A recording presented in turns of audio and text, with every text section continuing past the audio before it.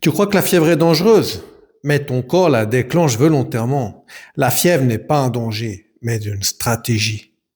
Mais pourquoi fait-on de la fièvre? La fièvre n'est pas un bug, c'est une réaction biologique. Bienvenue dans BioExpress. Le premier chapitre, fièvre, n'est pas égal à de l'hyperthermie. La fièvre est une température contrôlée, régulée par le cerveau, tandis que l'hyperthermie est une surchauffe non contrôlée, un coup de chaleur. Dans la fièvre, le thermostat interne est volontairement modifié. Et ce thermostat se trouve dans une petite région située à la base du cerveau qu'on appelle l'hypothalamus. Cette région agit comme un thermostat, comme je viens de le dire, du corps. Il ajuste sa température, il contrôle la libération de nombreuses hormones, il régule les variations d'eau dans le sang, déclenche la sensation de soif, et il va aussi réguler le cycle de veille-sommeil. Il va contrôler une autre glande qu'on appelle l'hypophyse qui, elle, va libérer des hormones dans tout le corps. Ceci, nous verrons dans une autre vidéo. Le prochain chapitre, c'est le déclenchement, l'inflammation. Quand un microbe rentre dans ton corps, tes macrophages et tes cellules dendritiques principalement vont reconnaître des molécules microbiennes qu'on appelle PAMP. Souvent, mes élèves se trompent et confondent ces molécules avec des antigènes. Les antigènes sont reconnus par les lymphocytes que l'on avait vus dans une autre vidéo, tandis que les PAMP sont reconnus par ces cellules que je viens de dire. Par exemple, ici, les macrophages vont reconnaître ce microbe et vont libérer des cytokines. Tu te souviens, on avait déjà vu ça également. Ces cytokines pro-inflammatoires sont des molécules messagères que les cellules immunitaires utilisent pour communiquer entre elles. Ici, nous avons 3 types, les interleukines 1, interleukine 6 et TNF. Ces cytokines vont atteindre l'hypothalamus et c'est là qu'il va se passer quelque chose d'essentiel. Nous allons voir maintenant le rôle clé des prostaglandines.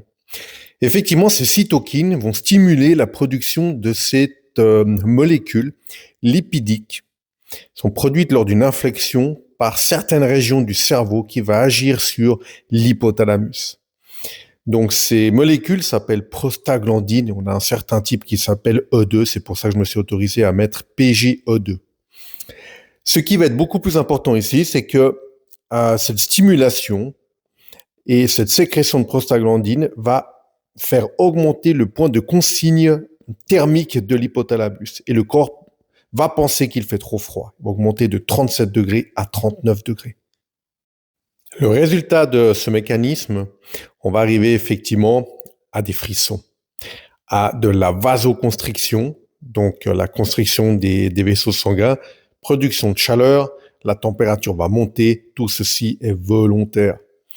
Une petite conclusion orale que je pourrais te dire, c'est microbes, macrophages, cytokines, PGO2, hypothalamus, fièvre. C'est une boucle de cause à conséquence.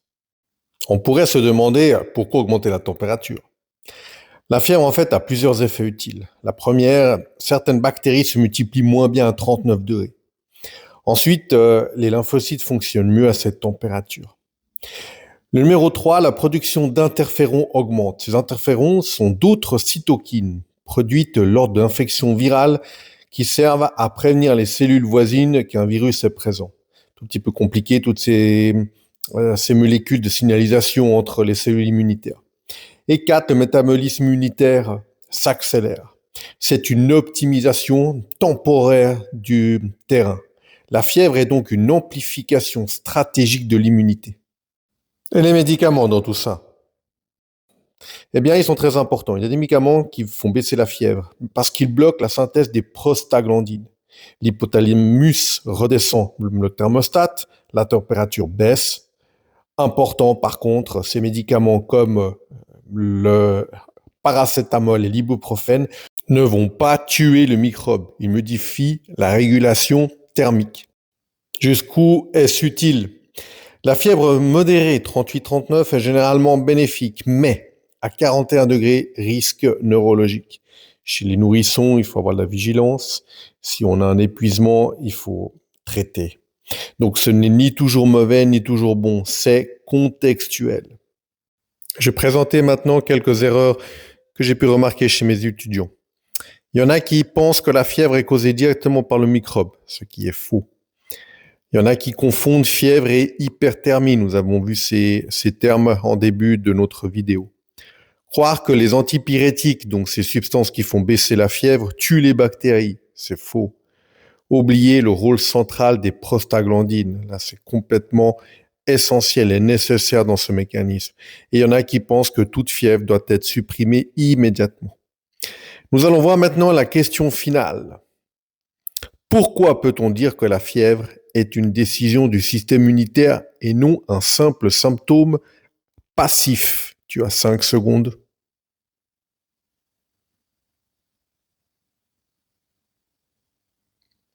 La réponse, parce qu'elle résulte d'une cascade contrôlée. Je vais te donner la cascade: cytokine, prostaglandine, modification volontaire du point de consigne hypothalamique. Ce n'est pas une dérive thermique. C'est ce qu'on appelle une stratégie coordonnée. Dans la prochaine vidéo, nous verrons pourquoi une plaie devient rouge, chaude et douloureuse. Si cette vidéo t'a aidé à mieux comprendre la biologie, pense à t'abonner. La fiche mémo et le quiz sont dans le premier commentaire. La biologie, tout simplement.